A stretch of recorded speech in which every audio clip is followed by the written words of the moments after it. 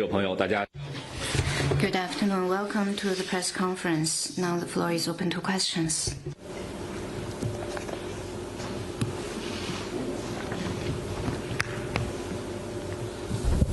谢谢。中国日报记者提问：去年5月13日，习近平主席出席中拉论坛第4届部长级会议开幕式，并发表重要讲话，宣布中拉携手启动共建命运共同体、团结、发展、文明、和平、民心5大工程。去年12月，中方发布第3份对拉政策。Last year, President Xi attended the opening ceremony of the Fourth Minister meeting of the China CELAC Forum and delivered a keynote speech.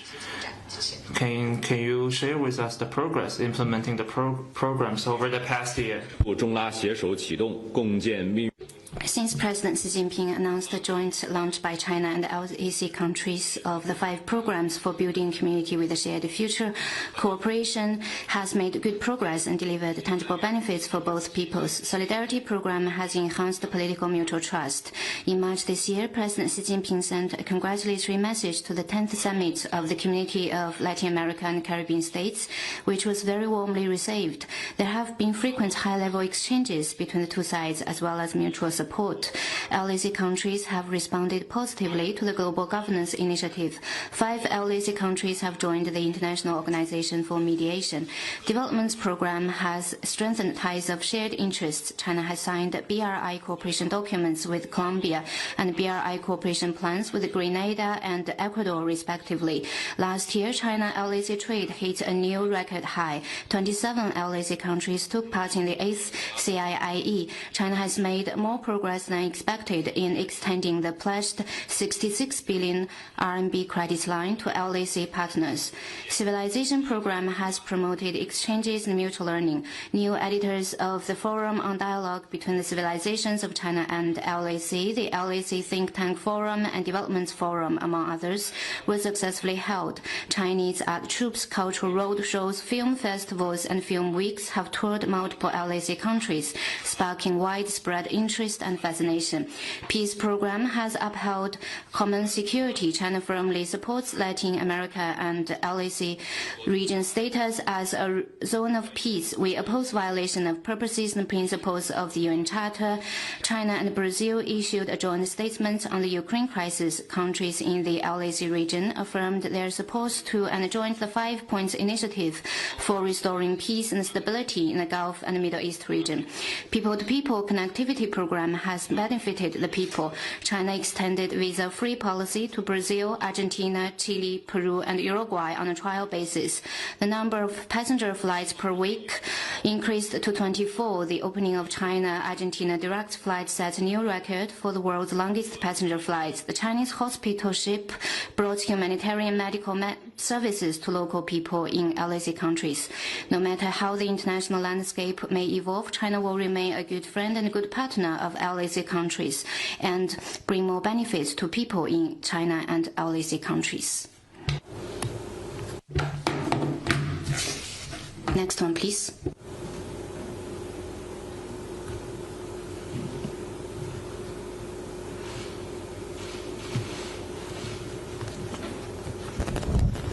From AFP. 法新社，中美代表团今天在韩国举行经贸会谈，请问外交部能否提供会谈的细节？谢谢。关于中美经贸磋商的。On the China-U.S. trade talks, I'd refer you to competent authorities. Next one, please.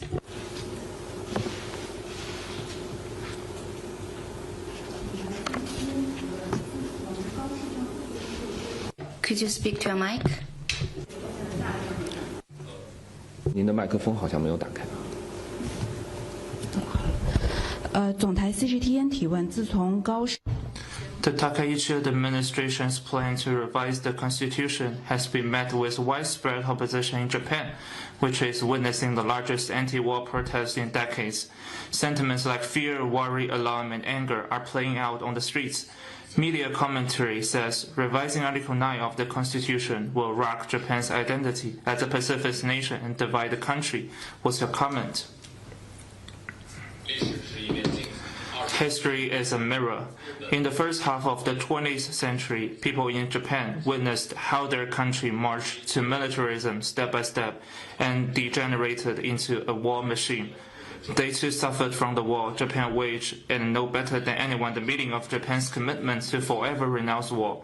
Today, however, the Takaichi administration seems ready to abandon pacifism, which is the fundamental prerequisite for Japan to be readmitted to the international community, and tear up the pacifist identity cherished by generations in Japan. By rearming Japan and breaching the Pacific Constitution and stipulations in international and domestic laws, are Japan's right-wing forces trying to turn Japan into a country for war, or to bring war back to the Asia-Pacific?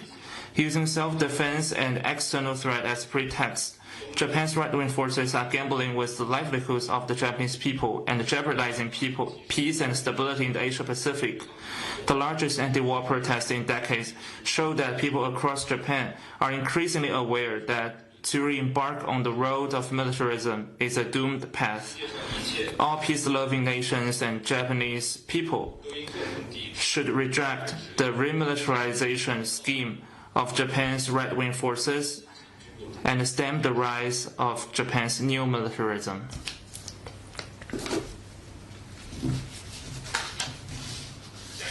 Next one, please.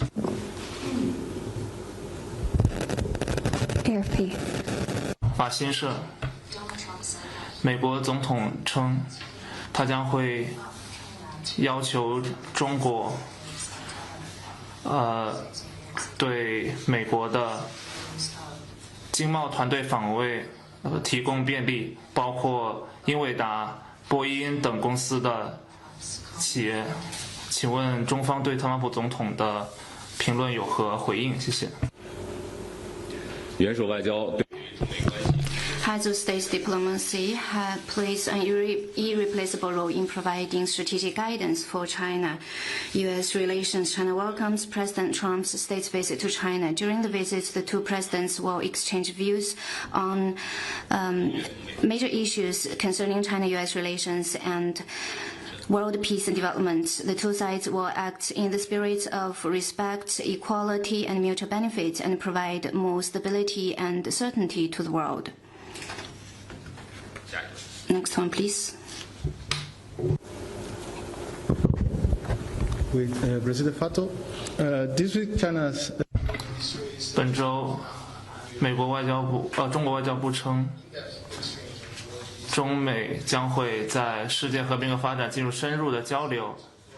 中国外交部也敦促美国去停止对古巴的胁迫封锁，认为其违反了古巴人民的生存权和发展权。那么考虑到美国仍可能对古巴进行军事干预，请问中方是否会在特朗普访华期间谈及此事？谢谢。我刚才所说，特朗普总。As I just said, during President Trump's visit to China, the two presidents will have in-depth exchanges of views on major issues concerning China-U.S. relations and world peace and development. China's position on Cuba is consistent and clear and has no change. Next one, please.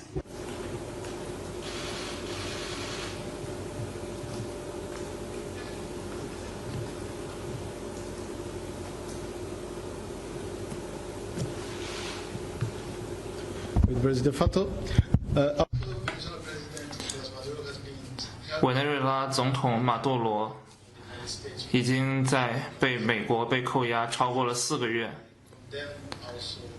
中方强烈谴责绑架马杜罗及其夫人的行为。请问这一议题是否会在与美国总统特朗普的会谈议程中？谢谢。在委内瑞拉问题上，中方。On issues concerning Venezuela, China's stance remains unchanged. Next one, please.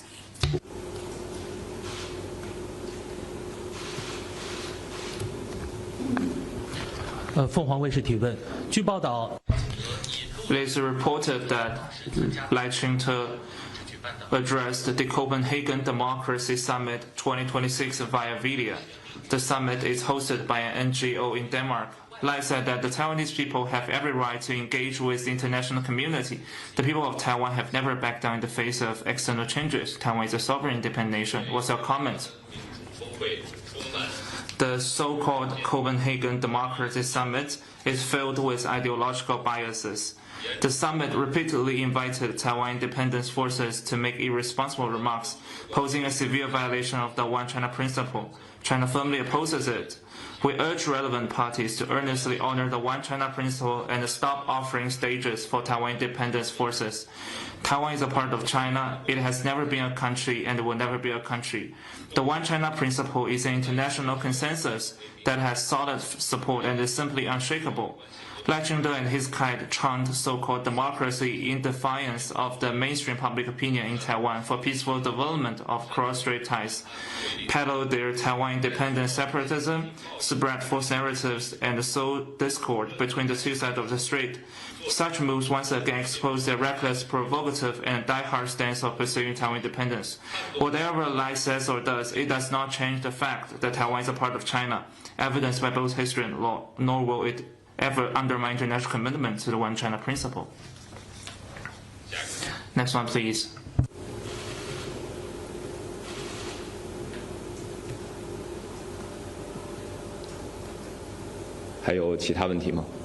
Any other question? Then that's the end of the press conference. Thank you for coming.